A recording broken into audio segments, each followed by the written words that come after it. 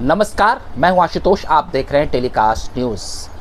चुनावी रणनीतिकार प्रशांत किशोर ने मंगलवार को कुछ मीडिया हाउस में एक इंटरव्यू दिया। उस इंटरव्यू के बाद देश भर में सियासी बवाल उफान पर आ गया।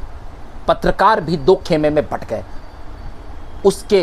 उनके बयान के बाद एक धड़ा जो है उसे सही करार दे रहा है तो दूसरा धारा उसे गलत करार दे रहा है। सोशल मीडिया से लेकर कई ऐसे प्लेटफॉर्म हैं और यूट्यूब मंच है जहां पर वरिष्ठ पत्रकारों के बीच ये जंग छिड़ गई है कि प्रशांत किशोर ने ये बयान जो है भाजपा के इशारे पर दिया है। दरअसल मैं आपको बताता हूं कि चुनावी रणनीतिकार प्रशांत किशोर ने क्या बयान दिया है। प्रशांत किशोर ने कहा है कि भाजपा के खिलाफ देश भर में नाराजगी नहीं है, जिसे हम एंटी इनकन्वेंसी कहते हैं। जाहिर सी बात है, एंटी इनकन्वेंसी क्या होता है? दरअसल जब कोई सरकार, राज्य सरकार या केंद्र सरकार लंबे समय तक सत्ता में रहती है तो जनता के मन में उनके प्रति कोई नाराज़गी उत्पन्न होती है। मसलन कि कुछ सरकारी योजनाओं को लेकर होती है या जो उनसे उम्मीदें होती हैं उसे लेकर, या जनहित से जुड़े हुए कई अन्य कार्यों को लेकर के जनता में नाराज़गी होती है। अगर हम व्यापक पैमाने पर देखें, अगर विदेश नीति, अर्थनीति, इन सब का बहुत असर नहीं पड़ता है, लेकिन जो जनहित से जुड़े हुए स्थानीय मुद्दे हैं उनको लेकर जनता में भारी नाराज़गी होती है, जिसे हम एंटी इनकन्वेंसी कहते हैं, क्योंकि जो सत्ता में रहेगा उम्मीदें उसी से होगी। तो प्रशांत किशोर ने कहा कि ऐसी कोई बहुत बड़ी नाराज़गी जनता में नहीं देखी जा रही है। खास तौर से उन्होंने हिंदी भाषी क्षेत्रों का उल्लेख किया, खास तौर पर बिहार और उससे सटे हुए राज्यों का। उत्तर प्रदेश, चूँकि आप जानते हैं कि उत्तर प्रदेश एक बहुत बड़ा राज्य है जहाँ पर 80 लोकसभा की सीटें हैं। वहाँ पर भाजपा ने पिछली दफ़ा 74 सीटें जीतकर शानदार प्रदर्शन किया था। तो प्रशांत किशोर ने यह कहा कि वहाँ भी भाजपा बेहतर कर रही है। बिहार में 40 में से 39 सीटें भाजपा ने जीती थी। ये दो बड़े राज्य हैं, यहाँ पर भाजपा का प्रदर्शन बेहतर रहेगा। वहीं उन्होंने उसके बाद झारखंड का भी उल्लेख किया, फिर उन्होंने दिल्ली की बात की, फिर उन्होंने पश्चिम बंगाल में कहा कि इस बार भाजपा और बेहतर प्रदर्शन कर सकती है, उड़ीसा में उसकी सीटें बढ़ेगी, राजस्थान और गुजरात जैसे राज्यों में तो भाजपा ने पहले ही बेहतर प्रदर्शन किया है और वहाँ पर सुपड़ा साफ कर दिया है। कर्नाटका में पिछली दफ़ा राज्य सरकार भाजपा की नहीं थी, लेकिन बावजूद उसके भाजपा ने वहाँ पर भी लोकसभा चुनाव में बेहतर प्रदर्शन किया था। महाराष्ट्र में भी भाजपा ने बेहतर प्रदर्शन किया था। तो कई राज्यों के अलावा उन्होंने कहा कि दक्षिण भारत में भी भाजपा का प्रदर्शन बेहतर होगा। और ख़ास तौर से उन्होंने जो पूर्वोत्तर भारत का जो जिक्र किया और कहा कि पश्चिम के राज्य और पूर्वोत्तर के राज्यों में के अलावे दक्षिण में भी इस बार कमल खिलेगा।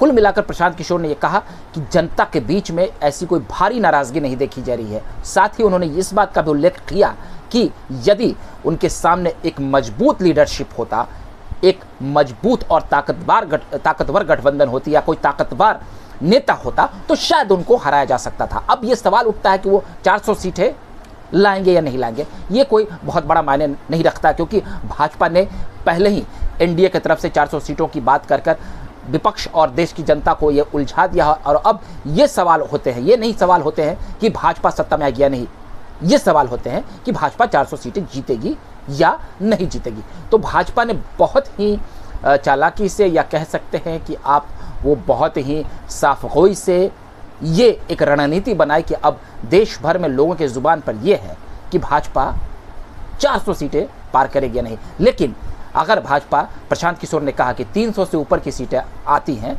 या 320 या 350 के करीब आती है तो ये एक प्रचंड बहुमत कहा जाएगा, क्योंकि अगर 400 नहीं भी आता है तो भी तो सरकार भाजपा की ही बनेगी ना। अगर 272 का जो आंकड़ा होता है, जिसे हम बहुमत का आंकड़ा कहते हैं, भाजपा अगर 272 से पार भी चली जाएगी तो भी वह सत्ता में आ जाएगी। लेकिन यह भाजपा की एक चुनावी रणनीति है कि उसने 400 पार का नारा दिया है। अब प्रशांत किशोर ने यह भी कहा कि भाजपा 2019 से बेहतर प्रदर्शन करेगी। 14 में जो उसने प्रदर्शन किया, फिर उससे भी बेहतर 19 में किया, इस बार उससे भी बेहतर प्रदर्शन करने जा रही है। फिर क्या था, देश भर के तमाम जो एक्सपर्ट्स हैं, राजनीतिक जानकार हैं, उन्होंने भी इस पर प्रतिक्रिया दी। योगेंद्र यादव ने भी कहा और उन्होंने भाजपा के माफ़ कीजिएगा, प्रशांत किशोर की इस बात को काटा और उन्होंने कहा कि नहीं, भाजपा 272 का आंकड़ा नहीं पूरा कर पाएगी। कई सोशल मीडिया प्लेटफॉर्म पर, और प्रशांत किशोर ने कई बड़े मीडिया हाउसेस में, 3-4 बड़े मीडिया हाउसेस में जो इंटरव्यू दिया, उसके बाद देश भर में एक सनसनी फैल गई है और भाजपा के पक्ष में एक माहौल बन रही है। कई लोग प्रशांत किशोर पर यह आरोप लगा रहे हैं कि वो भाजपा के इशारे पर काम कर रहे हैं और वो उनसे किसी तरह की उनकी सांठगांठ है, मिलीभगत है। प्रशांत किशोर एक बहुत ही बड़े चुनावी रणनीतिकार है जिनकी बातों पे भरोसा किया जाता है। देश भर के विभिन्न राजनीतिक दलों के साथ उन्होंने काम किया। प्रधानमंत्री नरेंद्र मोदी के साथ भी उन्होंने कैंपेन किया। शुरुआती दौर में वो उनके साथ जुड़े और उनके लिए उन्होंने रणनीति बनाई थी।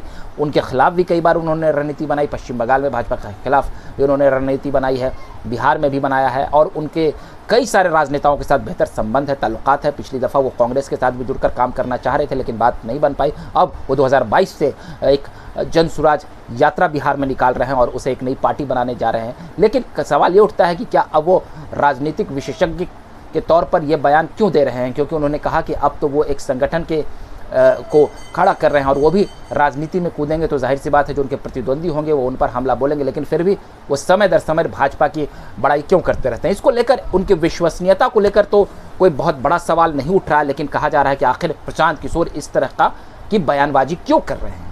क्या प्रशांत किशोर भाजपा के इशारे पर काम कर रहे हैं? उन्हें ये बताना चाहिए कि भाजपा को इतनी सीटें क्यों मिलेगी। देश भर में भारी नाराजगी है। ऐसा प्रशांत किशोर के विरोधी और कई राजनीतिक एक्सपर्ट्स हैं जो मोदी सरकार से इत्तेफाक नहीं रखते हैं। आजकल आप देखते होंगे कि कई तरह की धाराओं में जो है लोग बटे हुए हैं। कई राजनीतिक विशेषज्ञ हैं जो खुले तौर पर प्रधानमंत्री नरेंद्र मोदी और उनकी नीतियों की आलोचना करते हैं। कुछ लोग बहुत ही सार्थक बातें करते हैं, लेकिन कुछ लोग इंडिया गठबंधन के समर्थक हो गए हैं तो कुछ लोग एनडीए गठबंधन के समर्थन में बातें करते हैं।